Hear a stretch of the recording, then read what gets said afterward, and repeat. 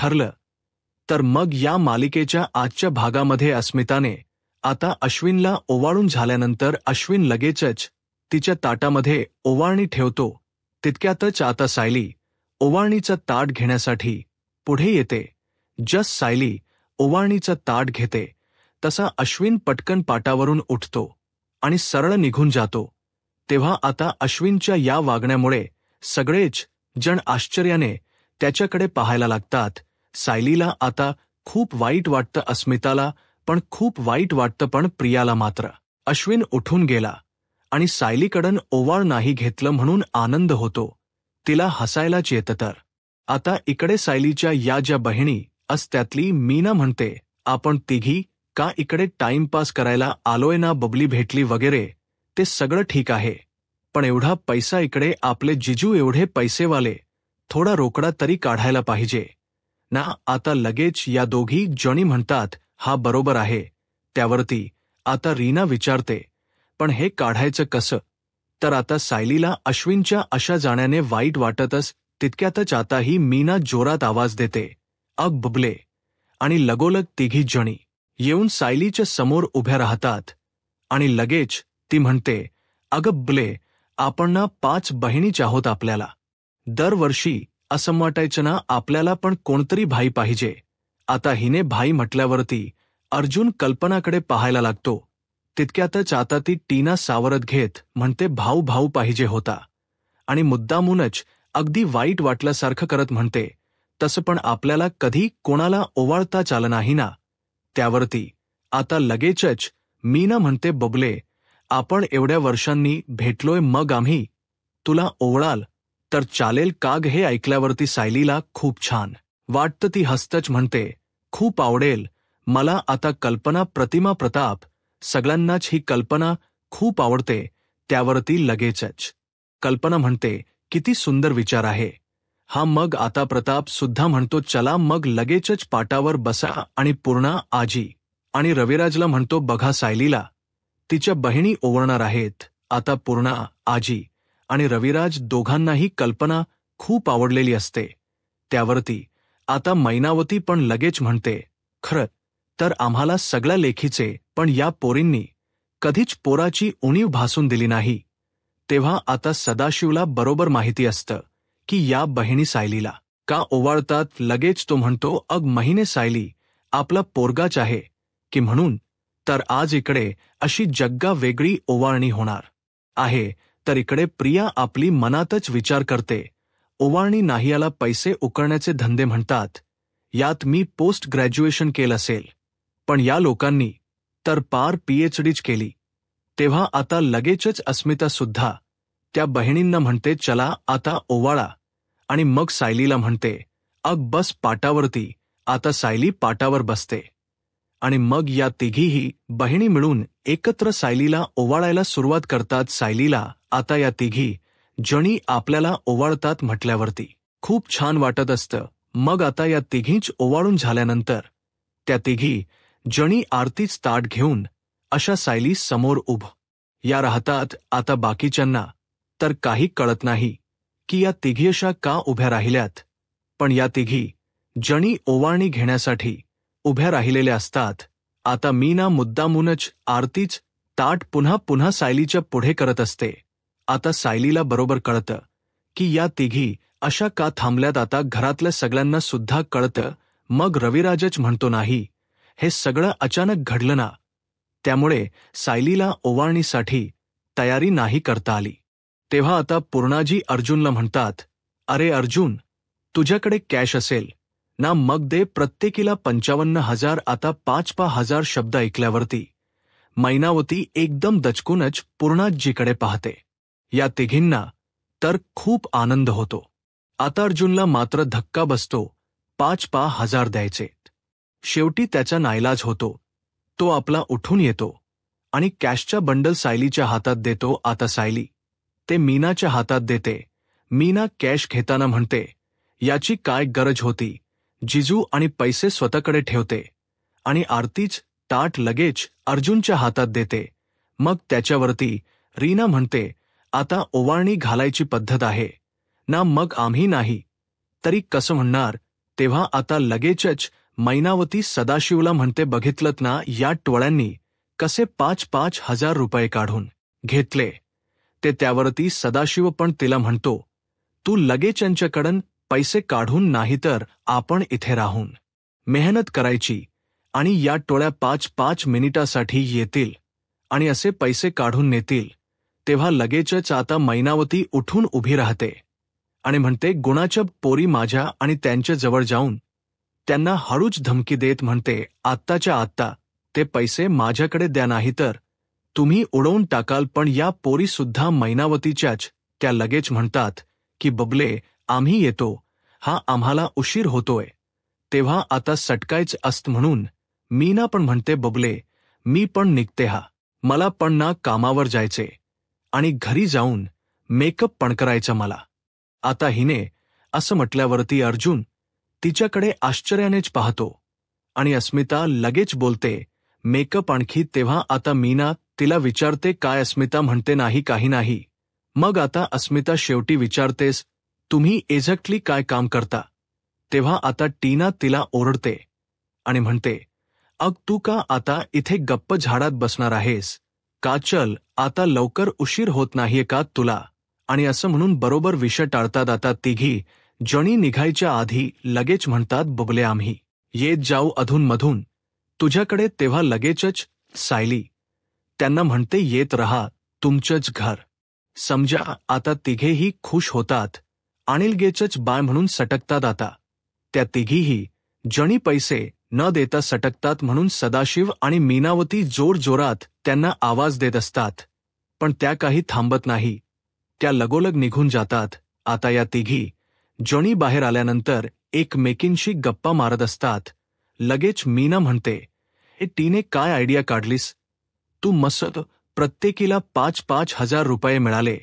रीना म्हणते, अगो माझी तर पर्स मला खूपच जड लागते. तेव्हा मग आता टीना म्हणते, आपण एक ना काम करूया, आता आपण तिघी जणी मस्तपैकी मॉलला जाऊ, मस्तपैकी टेस्टी टेस्टी पिझ्झा खाऊ आणि थोडेसे पैसे सिनेमात टाकू, म्हणजे मग तुझी पर्स हलकी होईल. हा तसही हे पैसे उडवायला, हे पैसे थोडीच आपलेत, हे पैसे आहेत आपल्या अर्जुन जेजूंचे. असं म्हणून आता तिघी एकमेकींना टाळ्या द्यायला लागतात. तर इकडे या सदाशिव आणि मैनावतीचा जीव खालीवर होत असतो. आता मैनावती म्हणते, बघितलत ना टोळ्या कशा गेल्या पैसे घेऊन, म्हणूनच मी यांना सांगत नव्हते की बबली सापडली म्हणून. तेव्हा सदाशिव आता चिडचिड करत म्हणतो, अगं पण सुभेदारांच्या घरात घडलेली गोष्ट अख्ख्या पनवेलला समजणार, मग आता ती गोष्ट त्यांना बाहेरून समजली असती तर यांनी आपला जीव खाल्ला असताना. तेव्हा आता मैनावती म्हणते, अहो पण ते आता परत परत इकडे येणार आणि सारख्या पैसे काढून जाणार, मग आपल्या पैशामध्ये हिस्सा होणार ना यांचा. तेव्हा आता सदाशिव पण म्हणतो, नाही होणार, बघू आपण काय करायचं ते. मैनावती चिडते आणि म्हट, काय करणार, तुम्ही गेल्या ते पैसे घेऊन. पण आता अर्जुनच सगळं लक्ष सदाशिव आणि मैनावतीकडे असतं. आता तो मनातच विचार करतो, या फॅमिलीला मी जितकं बघतोय तितकी माझी खात्री आणखीनच पक्की होते की सायली या फॅमिलीचा हिस्सा असूच शकत नाही. पण बस आता तो DNA रिपोर्ट मला काही करून लवकरात लवकर मिळायला हवा. तर आता रात्रीच्या वेळेला अर्जुन हॉलमध्ये फेया मारत असतो आणि तो याच विचारात असतो. मग आता तो स्वतःशीच विचार करत असतो की मला जो डाऊट येतोय तो मी सायलीशी शेअर कसा करू. कदाचित सदा काकू आणि मैनावती तिचे आईवडील नसणार आणि हे ऐकून तिला किती शॉक बसेल. तितक्यातच आता सायली तिकडे येते आणि अर्जुनला पाहून विचारते, काय हो, स्टडीमध्ये बसून अभ्यास करणार होतात ना, मग फेया का मारताय? मग आता अर्जुन तिला म्हणतो, नाही, केसबद्दलच विचार करतोय. मग आता अचानकच त्याच्या डोक्यामध्ये कसली तरी आयडिया येते. आता तो लगेचच सायलीला आवाज देतो आणि म्हणतो, बायको जरा बस ना इथे. सायली विचारते, काय झालं? तो म्हणतो, तू बस ना. मग आता अर्जुन सायलीला म्हणतो, मला ना जरा बोलायचं तुझ्याशी. त्यावरती सायली म्हणते, कशाबद्दल?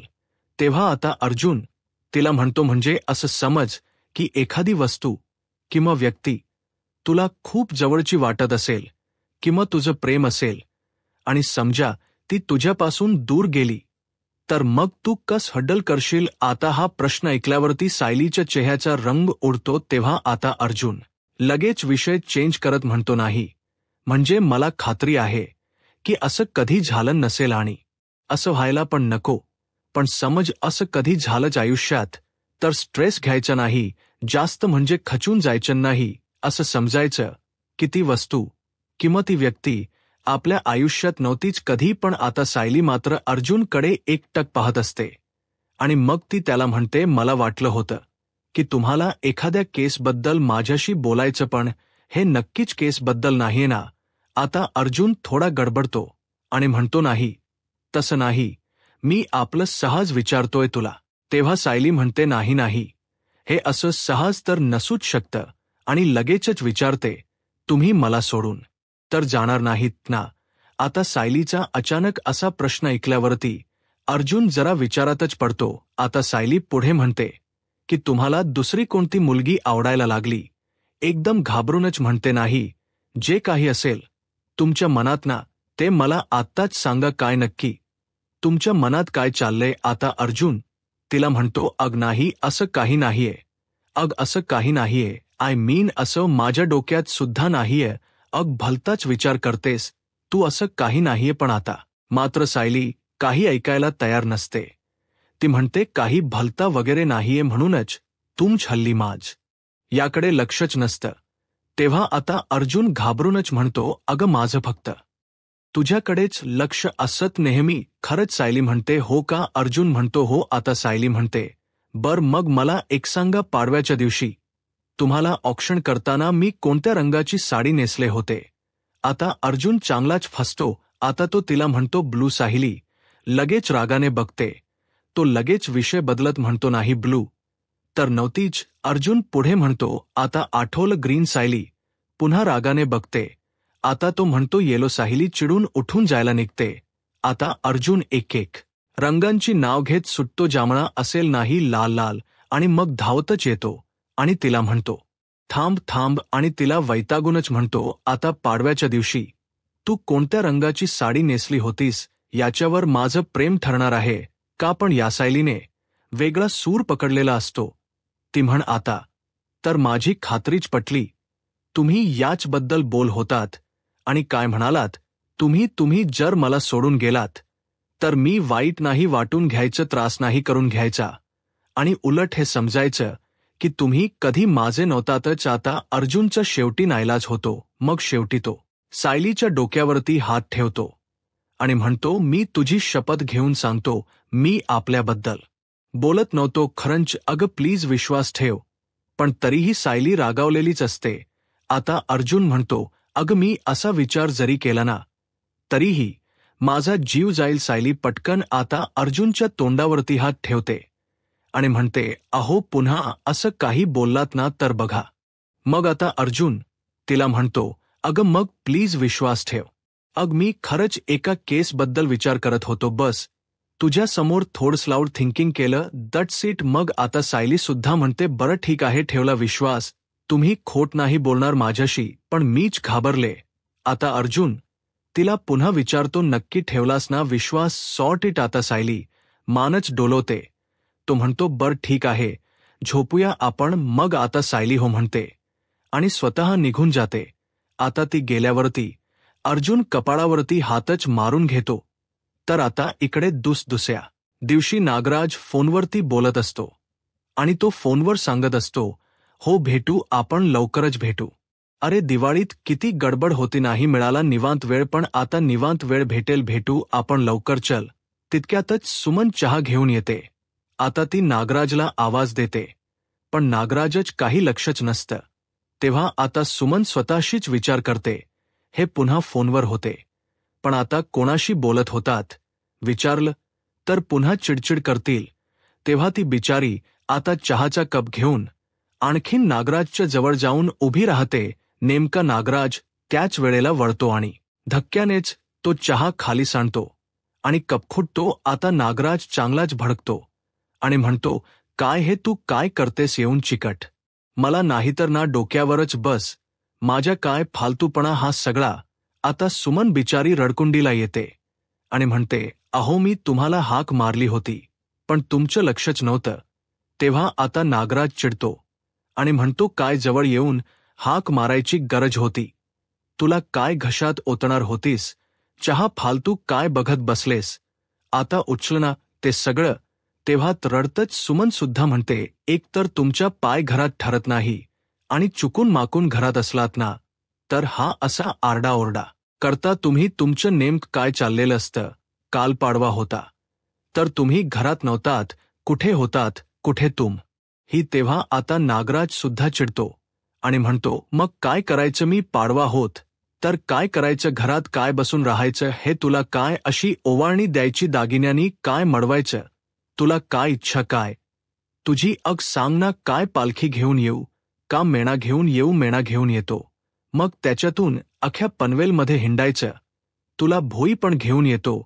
चार आता ही सुमन बिचारी त्याला म्हणते अहो तसं नाही, पण ती पुढे काही बोलणार त्याआधी पुन्हा नागराज भडकतो आणि म्हणतो तुला 1000 वेळा सांगितले माझ्या बाबतीत लक्ष घालत जाऊ नकोस, माझ्या भानगडी मी निस्तरे, तू फक्त शांत बसत जा. एवढं जरी केलंस ना सुमन तर त्याच्यानंतर माझ्याकडून काही अपेक्षा ठेव, कळलं. आता ही बिचारी सुमन त्याच्याकडे एकटक नुसती पाहतच राहते.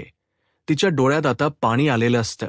आता नागराज पुढे तिला म्हणतो एक काम कर ना, त्यापेक्षा माझ्याकडून काही अपेक्षा ठेवूच नकोस, कारण मी तुझ्या अपेक्षा पूर्ण कराव्या ना एवढी पण तुझी लायकी नाहीये. सुमन मात्र त्याच्या या वागण्याकडे पाहतच राहते. आता नागराज पुन्हा तिला म्हणतो काय डोळे फाडून बघतेस, उचलते आणि तिकडून निघून जातो. ती बिचारी तशीच डोळ्यात पाणी आणून तिथेच उभी राहते. तर दुसरीकडे आता अर्जुन चैतन्याची आणि रिपोर्टची वाट बघत असतो. तो आता स्वतःशीच विचार करत येरझाया घालत असतो. म्हणतो हा अजून कसा नाही आला, कशा नाही आले रिपोर्ट, अजून रिपोर्ट तर मिळाले असतील बहुतेक. आता तितक्यातच चैतन्य येतो. आता चैतन्याला पाहिल्यावरती अर्जुन म्हणतो फायनली रिपोर्ट भेटले, दे रिपोर्ट कुठे आहेत आता. चैतन्य लगोलगच त्याला ते रिपोर्ट देतो. अर्जुन अगदी घाईनेच रिपोर्ट ओपन करतो आणि आता लगबगीने रिपोर्ट्स वाचतो. आता रिपोर्ट वाचल्यावरती अर्जुनला धक्काच बसतो. चैतन्याला मात्र काहीच कळत नसतं.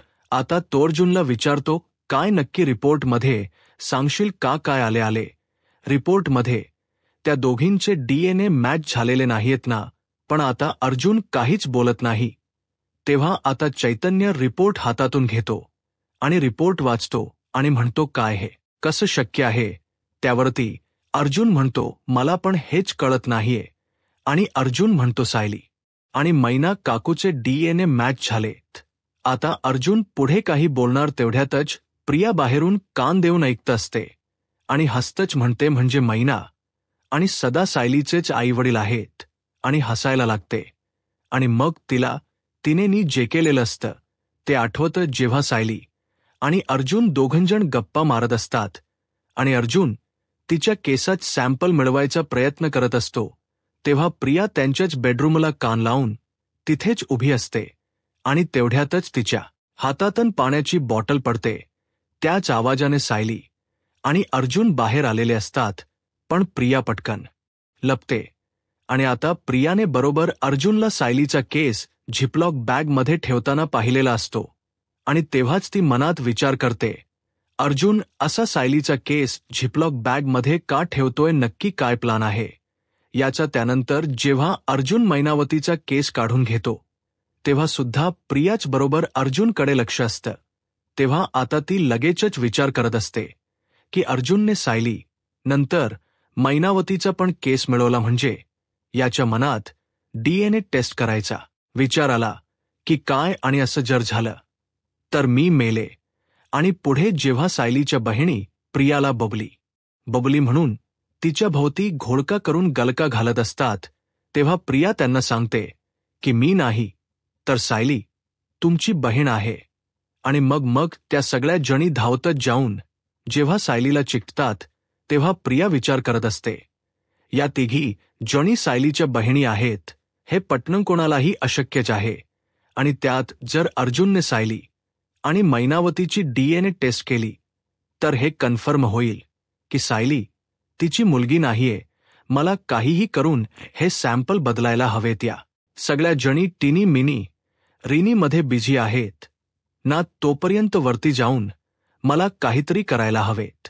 आणि जेव्हा खाली हा सगळा गोंधळ चालू असतो तेव्हा प्रिया गपचूप अर्जुनच्या खोलीमध्ये जाते आणि वरती जाऊन अर्जुनच्या बॅगेतून सायली आणि मैनावतीचे केस ठेवल्याचे सॅम्पल काढते आणि सायलीचा केस बाहेर फेकून देते आणि त्याच्यामध्ये स्वतःचा केस ठेवते आणि केस बदलल्यानंतर स्वतःशीच म्हणते, चला काम झालं. गेल्या काही दिवसातली पहिली चांगली गोष्ट घडली. अर्जुन, आता तू बिनधास्त DNA टेस्ट कर, कारण रिपोर्ट मला जो हवा ना तोच येणार. आणि मग नंतर जेव्हा अर्जुन चैतन्याला अर्जुन आणि मैनावतीचे सॅम्पल देत असतो तेव्हा सुद्धा प्रिया तिथेच उभी असते. आता जेव्हा अर्जुन चैतन्याला सांगतो की हे घे, हे मैनावती आणि सायलीचे DNA सॅम्पल आहेत आणि मला पूर्ण गॅरंटी आहे की ही मैनावती सायलीची आई असूच शकत नाही, तेव्हा त्या दोघांचं बोलणं ऐकून प्रिया मात्र खूप खुश होत असते, कारण तिला आता खात्री असते की काहीही झालं तरी DNA रिपोर्ट बदलायची गरज पडणार नाही, कारण आता रिपोर्टमध्ये दोघींचेही DNA मॅच होणार आहेत. तर आता हा सगळा घडलेला प्रकार प्रियाला आठवत असतो. तर इकडे आत्ताच्या या सिच्युएशनमध्ये अर्जुन आता चैतन्याला म्हणतो, आता तर सायंटिफिकली प्रूव्ह झालं की सदा काका आणि मैनावती सायलीचे खरे आईवडील आहेत. पण अजूनही माझा या DNA रिपोर्टवर विश्वास बसत नाही. आजपर्यंत जे मला खोट वाटत होतं ते या DNA रिपोर्टमुळे प्रूफ झाले. तेव्हा आता प्रिया बाहेर उभी राहून विचार करत असते आणि स्वतःशीच खुश होत असते. म्हणते, आता तरी पटलं ना तुला अर्जुन की मैनावती ही सायलीची खरी आई आहे.